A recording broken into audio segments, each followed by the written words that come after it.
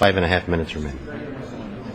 Gentleman's recognized. Speaker, as I listen to my friend from the other side of the aisle, Mr. McGovern, talk about what has caused the problem that we're in right now, he failed to mention the failed stimulus bill. He failed to mention the failed health care bill, both horribly expensive. But I think it's important for us to look at the facts on one of the items that he mentioned. They continue, Mr. Speaker, to engage in this class warfare, us versus them, the multi-billionaires, the corporate, all this sort of stuff, over and over and over again. We happen to recognize that we're all in this together, and there should, in fact, be shared sacrifice. That's why I think it's important for us to look at the facts.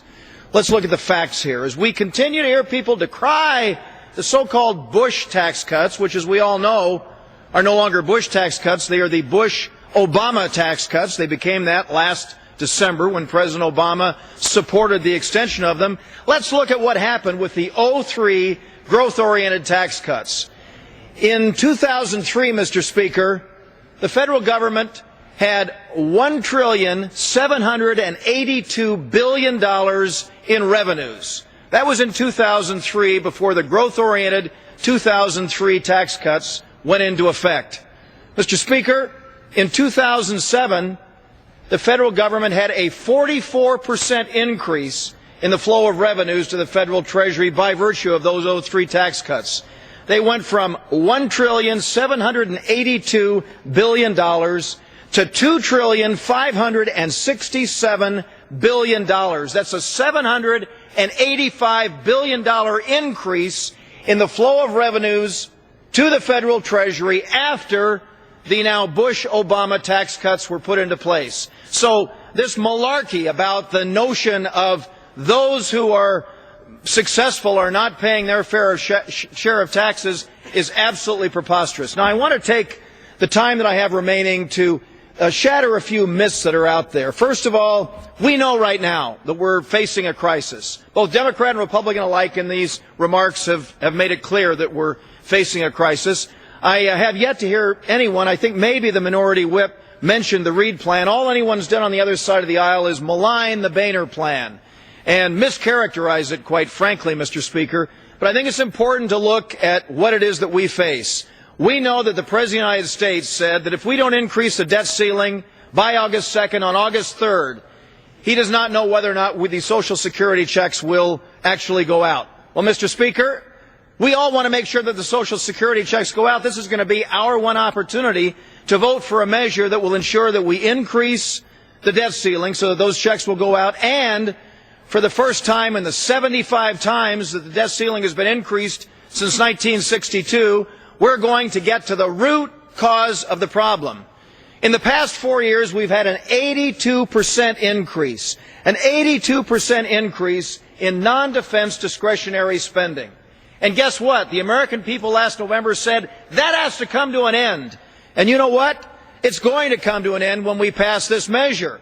I also want to say that we know that the threat of default is out there, and if we don't take actions, we know that our credit rating will be downgraded.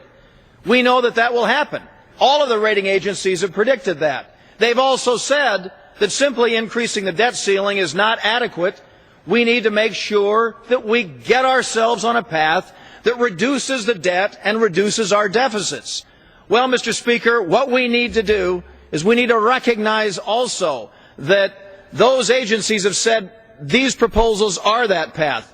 Now, there was a report that S&P had said that we, in fact, if we didn't have $4 trillion in cuts, which I frankly wish we could, but in light of the fact this is a bipartisan effort, we're not going to get that high. But they said that if we had didn't have $4 trillion in reductions, that we would still threaten the credit rating. Well, yesterday, Devin Sharma, the president of Standard & Poor's, testified before the Financial Services Committee and said, well, we must get on a path towards reducing the deficit and debt. It was inaccurate.